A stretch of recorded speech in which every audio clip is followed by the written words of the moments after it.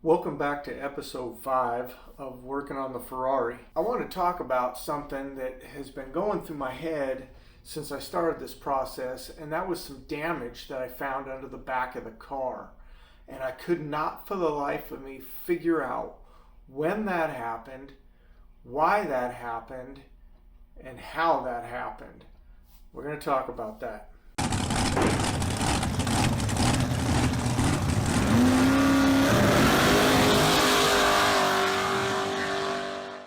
So here's a little bit of a backstory. So previously mentioned, and I'll catch you up if you're just stepping into this video series.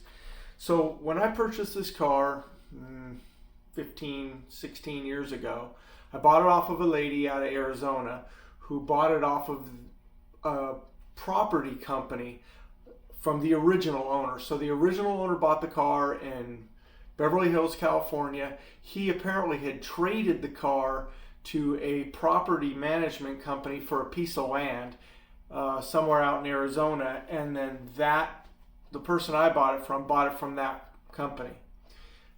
She had put 500 miles on the car, had bought it for her husband for his 40th birthday, and they immediately got a divorce, and I bought the car.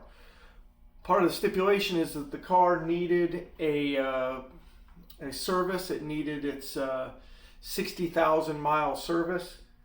The car had 57,700 miles on it. She knew it needed the service. She didn't play any games.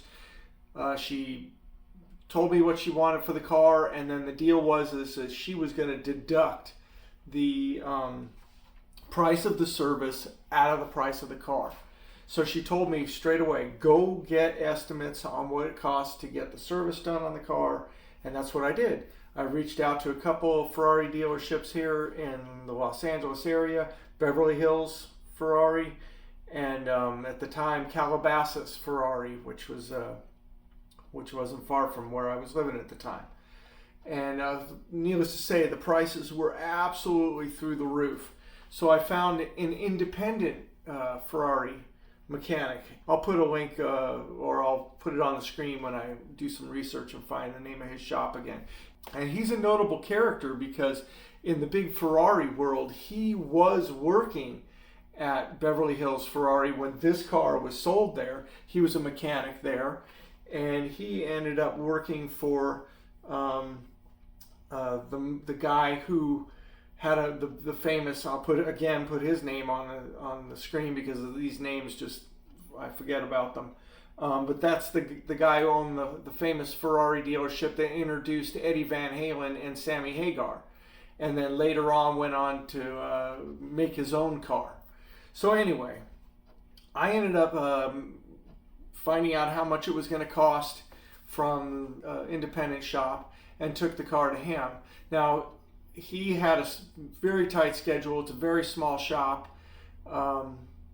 So I had the car. I drove the car for months. I think I drove it for like 7 months.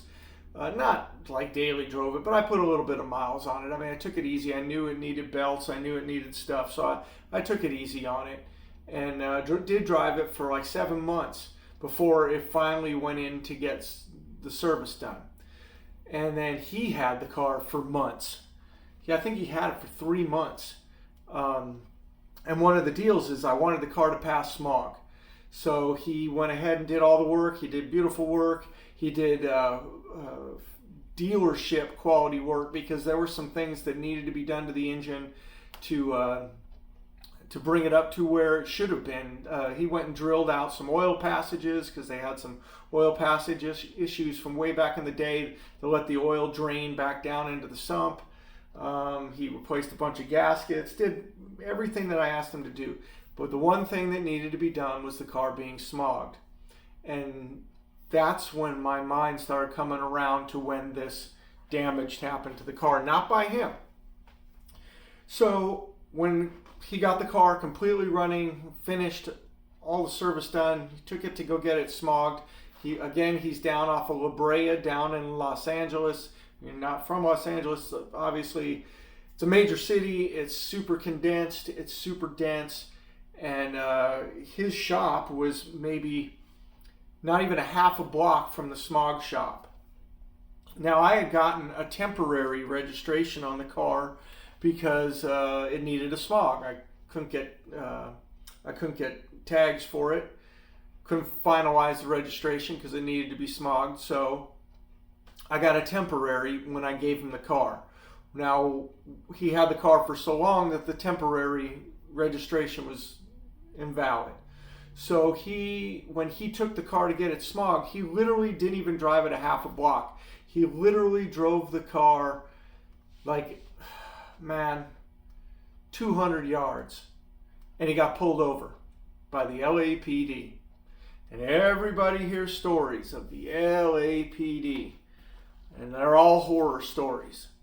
And this is another one of them. And this officer, up to his discretion, had the car towed and impounded because it didn't have registration. Now, when I spoke to Giuseppe and I met with him, because I had to drive down to Los Angeles to figure out what I was going to do about this car because it was an impound. He told me that he was wearing his uniform, his mechanic's uniform, got the name of his shop on the shirt. He said he could see from where he was standing the sign on the road that is his shop that matches his shirt. The cop could see it. He said, I'm driving from that shop over to this smog shop. He could see the shop. I'm taking the car there to get it smogged. And the cop said no. And the car was impounded. Okay. So what had to happen to me next was, I was living in the mountains at the time, so I was maybe from where Giuseppe was, I was about 120 miles away. I had to rent a U-Haul trailer.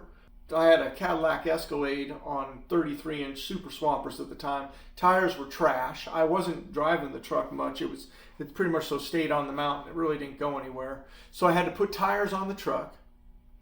I had to, and I don't even think that thing was registered at the time because we weren't using it. I had to get it registered. I had to rent a trailer. I had to go down to Los Angeles. I had to go into the police station at the LAPD.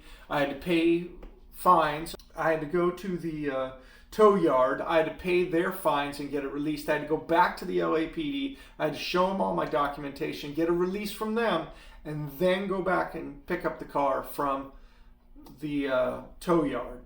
And that, I'm certain, is where the damage to that car came from, because it's never been towed before, other than it was towed out of where it was been in storage to this location, but it came on a flatbed. I was there, I saw it, nothing happened to the car. So when the official police garage in Los Angeles picked this thing up by the rear, they damaged the back of the car because they're complete pieces of shit. And they don't care about stuff like this. Even though that's important to me, maybe important to you if you're watching this, they don't give a shit about this stuff. Okay? It's just another piece of that goes in the back of the yard. So on top of the price of getting the car fixed, and I think Giuseppe even lowered the cost. I think it was supposed to be $12,000, and I think he did it for us for like $9,500 because it took 3 months, because the car got impounded, because it cost me thousands and thousands and thousands of dollars. I mean, in buying new tires, registration, all the stuff, renting a trailer, going down, paying for, I think it was a week of impound fees at the time. It was thousands and thousands of dollars, okay, to get the car back. And then I didn't even notice that this whole time the damn thing was damaged, So that's just a little tidbit of the story of this car.